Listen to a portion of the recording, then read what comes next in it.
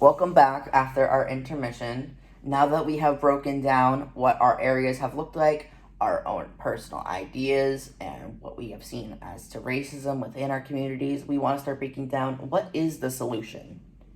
For me, I think my solution is much harder than it would be for you because there's so much more breaking down than you would have to do in Salem. So if you take the idea of more traditional ideas and then you have to break those barriers down, which is hard enough as we've seen in America.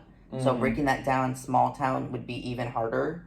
And then you'd have to continue with ideas of diversity and understanding that. I think the problem is when you hear the ideas of, oh, Gen Z's gonna save you, like Gen Z's a generation of change. Not really in my small town. I mean, yeah, we have a bigger liberal kid population. However, I will say, as many more progressive kids we had a lot of conservative kids within our school. I mean, I remember, what was I gonna say? I remember a lot of the Republican kids bullied a lot of the weirder looking kids, the queer kids. They would make fun of the autistic kids, but they would do it in like not the way of haha loser. They would do it in the way of, oh, let's talk to them. Oh, we're buddies, you know. Like, I don't know if you know that, like that harassment where you know they're making fun of you, but they're not doing it in a way that's objectively calling you a loser or stupid or whatever. Right. So that's like a hard thing within our community. So I think breaking down these ideas of in my community is going to be a much longer process and maybe something that won't even happen within my lifetime. I mean, definitely it's harder. I mean, big scale, you can get a ton of people within, but within the scale of maybe a few thousand people within our two towns, that is much harder, especially when a lot of them lean more traditional and have lived a lot of life. Because this is like a town where people come to retire. You know, it's not just we have a lot of a very big old population. Like I live right across the street from like an old people building, and like we see the ambulance like once a week. So like we definitely have a lot of older people, and that's not to say that old dogs can't learn new tricks, but how much harder is it to train an older dog than it is to train a younger dog?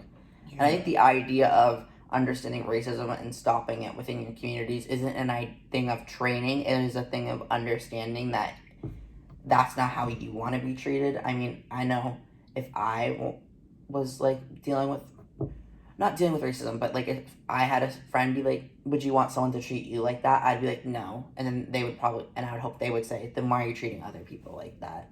And then hopefully that's where we can start within my community. But it is a long uphill battle that needs to be stopped at a younger age, but probably won't for a while because of my city. Well, not my city, my town.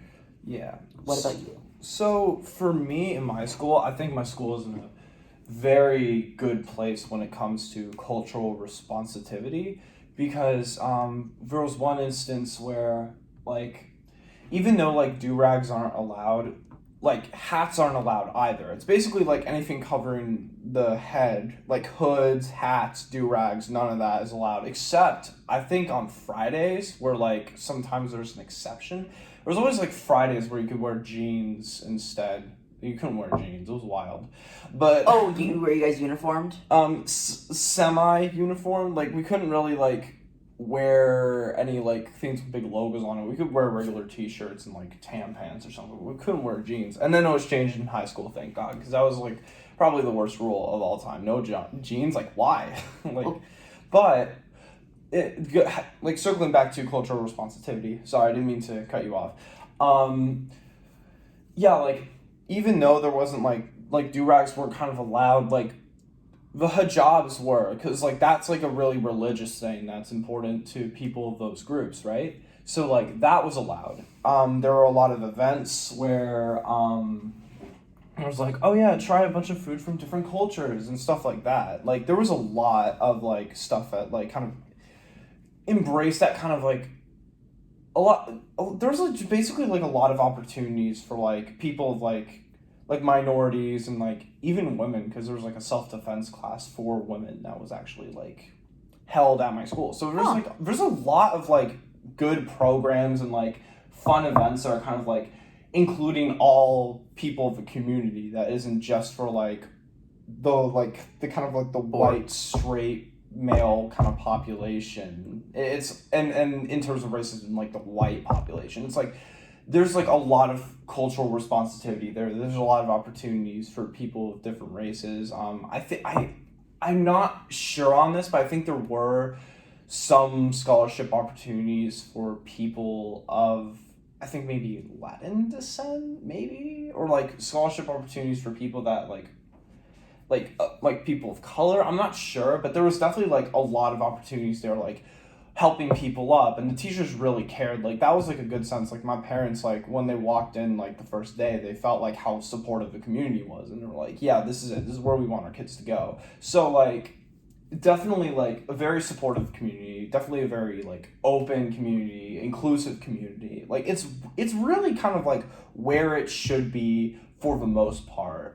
As like I've told you like once before, there is sort of like a bias favoring women over men, and one of the teachers actually told me about this, and that's why I know about this. And then like I kind of like made the connection. I was like, oh, women tend to like kind of like in our school, like the girl students kind of like tend to win more awards and get recognized for their achievements kind of more. So like I kind of see that. So maybe like dialing back that kind of bias a little bit would be nice. can I ask a But like, question? right. Is it bias or is it just because women are performing better than men within the school? We'll see.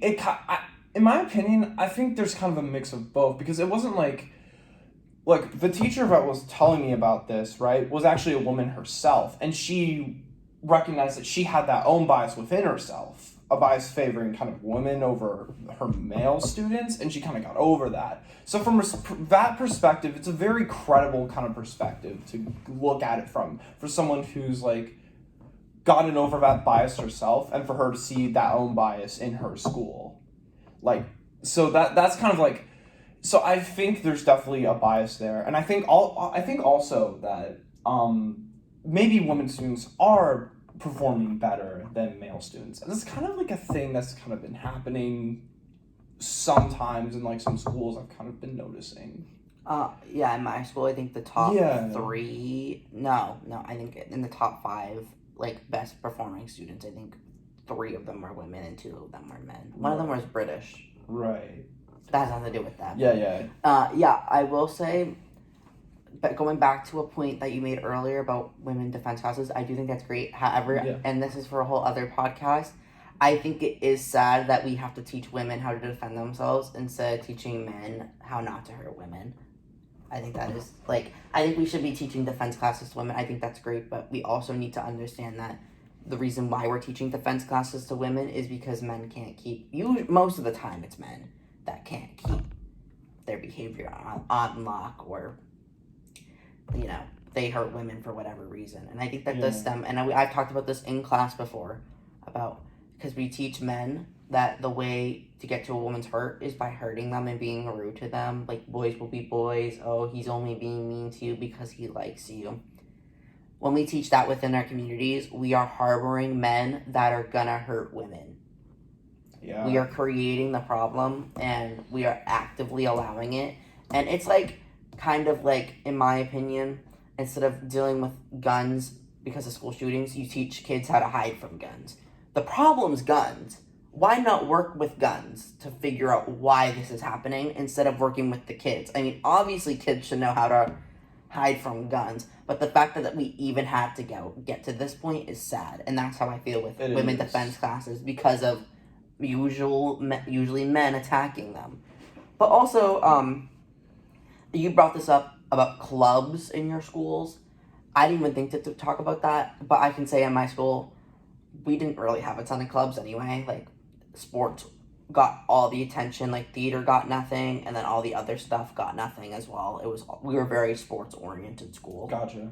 So, we did have an LGBTQ plus thing. I went to it once. The most insufferable people were there, so I didn't go back. I can say that, don't worry guys, but yeah, definitely that was kind of about it, but that was run by a lesbian teacher at our school.